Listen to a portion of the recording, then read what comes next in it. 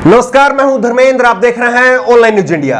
आज आपसे एक गुजारिश ये है कि अगर आप इस वीडियो को शेयर नहीं कर सकते हैं, लोगों तक सच नहीं पहुंचा सकते हैं, तो प्लीज आप इस वीडियो को आगे मत देखिए, क्योंकि आज आपको दिखाने वाले हैं एक ऐसा सच जिसको देख करके आपको यह अंदाजा होगा कि पानी सर के कितने ऊपर जा चुका है। और अभी भी कुछ लोग हैं जो कि गूंगे बहरे बने हुए हैं, इसलिए उनको बेनकाब करना जरूरी है। इसलिए आपसे गुजारिश है कि इस वीडियो को ज्यादा से ज्यादा शेयर करें ताकि लोगों तक सच पहुंचे। एक बेहद मार्मिक वीडियो, एक ऐसी वीडियो जो हो सकता है कि आपको विचलित कर दे, लेकिन दिखानी जरूरी है क्योंकि सच दिखाना जरूरी है। हमारे एक सीनियर पत्रकार हैं अजय झा। जितने सीनियर हैं उतने ही सज्जन हैं। ये तस्वीर आप देख रहे हैं, ये तस्वीर है अजय झा की। कितना तेज है इनके चेहरे पर, कितना हंसता खेलता अजय झा का परिवार था, लेकिन आज अजय झा का परिवार किन मुसीबतों में फंसा हुआ है। ये कहानी अजय झा की खुद आप सुनेंगे, आप बीती उनके सुनेंगे, आपके रोंगटे खड़े हो जाएंगे।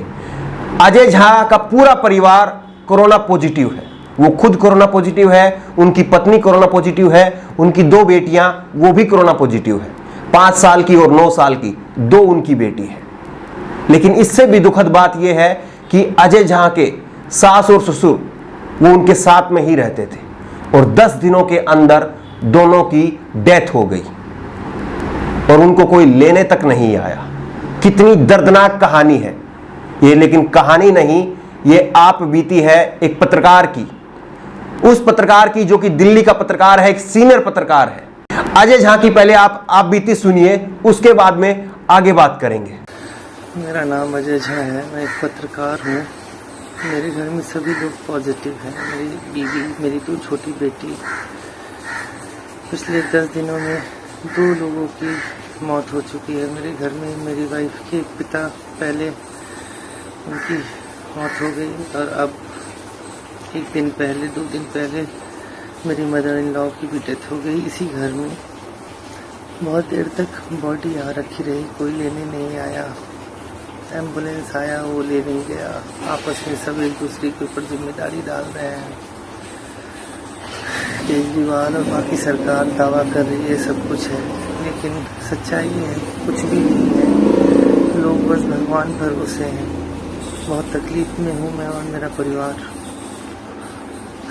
बस यही है कि लोग मदद करें, किसी तरह से संकट से बाहर निकालें। मेरे 2 छोटे बच्चे हैं, 2 बिटिया है मेरी, एक 9 साल की, एक 5 साल की, और 2 लोगों की मौत हो चुकी है। वाइफ पूरी तरह से टूट चुकी है। बहुत हिम्मत कर रहा हूँ, लेकिन पता नहीं क्या होगा। मदद चाहिए, इलाज चाहिए। यही उम्मीद है कि लोग सुनेंगे, आगे आएंगे, मदद करेंगे। धन्यवाद। जैसे ही अजय जी के बारे में पता चला, आंखों में आंसू आ गए, क्योंकि उनके साथ में काम किया है और जो हंसी ठिठोली वो करते थे, और आज जब उनके जुबान से शब्द नहीं निकल रहे थे, तब उसके बाद में सोच करके, उनका दर्द महसूस करके आंसू आ गए। लेकिन जरा सोच करके देखिए कि एक इतने सीनियर पत्रकार हैं, दिल्ली में पत्रकारिता करते हैं, तमाम चैनलों में काम कर चुके हैं, उसके बावजूद अजय झा की यह स्थिति है। तो सोच करके देखिए, जो पत्रकार या जो इंसान दूर दराज के इलाकों में है, उनकी क्या हालत होगी। ये तमाम दावे खोखले हैं जो सरकार कर रही है, चाहे वो केंद्र की सरकार हो, चाहे वो राज्य की सरकार हो। सच्चाई आपके सामने है, और हो क्या रहा है इस देश में वो भी आपको जानना जरूरी है, क्योंकि सच तभी पूरा पता चलता है जब आप पूरे सच को जानते हैं। इस देश में यह हो रहा है कि इस समय 2.5 लाख से ज्यादा 2,70,000 इस वक्त कोरोना के केस पहुंच चुके हैं। 2 या 3 दिन में यह आंकड़ा 3 लाख से ज्यादा हो जाएगा। चीन हमारे देश में भीतर तक घुस आया है। भुखमरी और बेरोजगारी ने जनता की कमर तोड़ दी है। हमारे गृह मंत्री अमित शाह जी बंगाल और बिहार में 2/3 बहुमत की सरकार बनाने का दावा कर रहे हैं। हमारे रक्षा मंत्री वो ट्विटर पर शेर और शायरी खेल रहे हैं। लखनवी साहब के शेर को मिर्जा गालिब का बता रहे हैं। और हमारे प्रधानमंत्री जो यात्राएं करते हुए थकते नहीं हैं, जिनके बारे में कहा जाता है कि वो इकलौते ऐसे प्रधानमंत्री हैं जो 18-18 घंटे काम करते हैं, जो भाषण देने में माहिर हैं, वो आज मुंह पर पट्टी बांध करके बैठे हुए हैं। आत्मनिर्भर बनने का संदेश सरकार पहले ही दे चुकी है और आत्मनिर्भर बनने का संदेश का मायना आज लोगों के समझ में आ रहा है। लोगों के समझ में आ रहा है कि लोग अब सरकार के भरोसे ना बैठे, क्योंकि सरकार खुद लोगों के भरोसे बैठी है। जिस तरह की तस्वीर सामने आ रही है, लगातार दर्दनाक तस्वीर सामने आ रही है, उस सब के बावजूद सरकार इतनी निश्चिंत क्यों है? क्या आपने कभी ऐसा सोचा है? सरकार इतनी निश्चिंत इसलिए है क्योंकि सरकार को भरोसा है, सरकार निर्भर है अपनी गोदी मीडिया पर। सरकार को मालूम है कि चाहे कुछ भी हो जाए, चाहे चीन हमारे कितने भी अंदर घुस के आ जाए, चाहे बेरोजगारी और भुखमरी से कितने भी लोगों की जान चली जाए, लेकिन हम फिर भी गोदी मीडिया के सहारे वही हिंदू मुसलमान खेलते रहेंगे।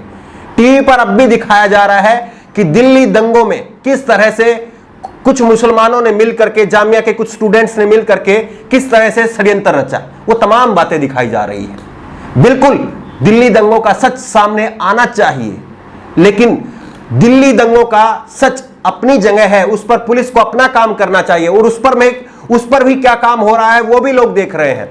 जिसने दंगे भड़काने के लिए खुलेआम सड़क के बीचों बीच भाषण दिया, कपिल मिश्रा, उसका कहीं पर नामो निशान तक नहीं है। लेकिन फिर भी मीडिया को मसला मिल गया है हिंदू मुसलमान दिखाने का, सरकार को कवर फायर देने का, सरकार को ढकने का, तो इसलिए मीडिया निश्चिंत होकर के उस मुद्दे में लगी हुई है।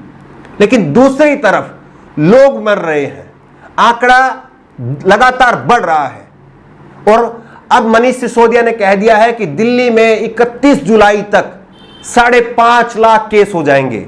तो सोचिए कि अगर दिल्ली भर में, आज देश भर में 2.5 लाख से ज्यादा केस है, अगर दिल्ली में 31 जुलाई तक 5.5 लाख से ज्यादा केस हो जाएंगे तो पूरे देश भर में क्या स्थिति होगी। लेकिन इस सब की चिंता सरकार को मानो है ही नहीं। सरकार अपनी पूरी तरह से चुनाव की तैयारी में लग गई है। अमित शाह जी जो कि गायब थे तस्वीर से, अब वो निकल करके सामने आते हैं और रोज दनादन रैली कर रहे हैं। क्या वजह है इसकी? वजह सिर्फ एक ही है कि गोदी मीडिया का होना। गोदी मीडिया पूरी तरह से हिंदू मुसलमान में लोगों को उलझा करके रखती है। आप तक वो खबर ही नहीं पहुंचती है जो खबर पहुंचनी चाहिए, जनता तक वो खबर ही नहीं पहुंचती है। बताइए कि एक पत्रकार की इतनी दर्दनाक हालत है, उसके परिवार में 2 सदस्यों की 10 दिन के अंदर मृत्यु हो गई है, उसके बावजूद गोदी मीडिया के अंदर का जमीर नहीं जागा। क्या आपको नहीं लगता कि इस समय में जब एक पत्रकार, आपके खुद के भीतर का पत्रकार, वो पत्रकार जो तमाम संस्थाओं में काम कर चुका है, और छोड़ दीजिए उस पत्रकार को, तमाम ऐसी कहानियां हम लगातार देख रहे हैं, क्या आपको अब भी नहीं लगता है कि गोदी मीडिया को बगावत कर देनी चाहिए और सरकार से सवाल पूछना चाहिए? लोकतंत्र का मतलब केवल उंगली दबा करके, ईवीएम में बटन दबा करके, वोट डाल करके और उंगली पर स्याही लगा करके खुश होना नहीं है। लोकतंत्र का मतलब है जब जरूरत पड़े तो सरकार से उंगली दिखा करके सवाल पूछना होता है। केवल स्याही लगा करके खुश होना कि मैंने लोकतंत्र के लिए वोट दे दिया है, केवल इतना भर जनता का फर्ज नहीं है, केवल इतना भर मीडिया का काम नहीं है, बल्कि उंगली दिखा करके उसी सरकार से ये पूछने का भी हक बनता है कि आप हमारे लिए क्या कर रहे हैं। असली लोकतंत्र का मायना ये है। लेकिन सरकार ऐसा लगता है कि पूरी तरह से निश्चिंत है। उसको लगता है कि जब तक गोदी मीडिया है तब तक उसको कोई दिक्कत नहीं है, कहीं पर सरकार से कोई सवाल नहीं पूछा जाएगा, कहीं पर प्रधानमंत्री पर कोई आंच आने वाली नहीं है। मोदी जी की छवि लगातार इसी तरह से बरकरार रहेगी, चाहे कितने ही पत्रकार मर जाए, कितने ही लोग मर जाएं। लेकिन ये गलतफहमी है मीडिया की भी और सरकार की भी, क्योंकि लोगों का सब्र टूट रहा है और ऐसा ना हो कि कहीं लोगों का गुस्सा फूट पड़े और लोगों के अंदर से इस कोरोना महामारी का डर और सरकार का डर भी खत्म हो जाए। इसलिए जरूरी है कि चाहे आज सरकार हो, चाहे विपक्ष हो, चाहे मीडिया हो, सब मिलकर के एक साथ लोगों को राहत देने का काम करें, क्योंकि लोगों को मदद की दरकार है। सोचिए कि दिल्ली में एक पत्रकार के साथ में इस तरह से हो रहा है और किसी को कोई खबर नहीं है, उसकी कोई सुध लेने वाला नहीं है, तो दूर दराज के इलाकों में क्या स्थिति होगी यह अपने आप में बखान करने के लिए काफी है। इसलिए हर कोई एकजुट हो, चाहे सरकार हो, मीडिया हो, विपक्ष हो, कोई भी हो, इस महामारी के समय में सब अपने अपने एजेंडे और सब अपनी अपनी विचारधाराएं पीछे छोड़ करके एक प्लेटफॉर्म पे आकर के लोगों को मदद करने का काम करें, क्योंकि अगर ये नहीं होगा तो यकीन मानिए कि भारत बहुत बड़ी मुसीबत में फंसने वाला है। और वो दिन दूर नहीं है जब विश्व में पहले नंबर पर कोरोना के केस में भारत होगा। उस समय आपका हिंदू मुसलमान का एजेंडा काम नहीं आएगा। ये टीवी स्टूडियो बंद हो जाएंगे, क्योंकि अगर इसी तरह से कोरोना की रफ्तार रही तो देश में कोई नहीं बचेगा। इसी तरह से अगर कोरोना डबल होता गया, अभी 10 दिन में रेट है, 10 दिन में कोरोना के जो आंकड़े हैं वो डबल हो रहे हैं 10 से 14 दिन में। लेकिन अगर इसी तरह से रफ्तार बढ़ती रही और सरकार अपनी चुनावी रैलियों में लगी रही, मीडिया अपने गोदी मीडिया अपने हिंदू मुसलमान के एजेंडे में लगा रहा, तो ये और कम होता चला जाएगा और दुगने होने केस जो है वो और तेज हो जाएंगे, कोई नहीं बचेगा। इसलिए अभी भी जरूरत है कि सरकार हो विपक्ष हो, हर कोई एकजुट होकर के लोगों को राहत देने का काम करे।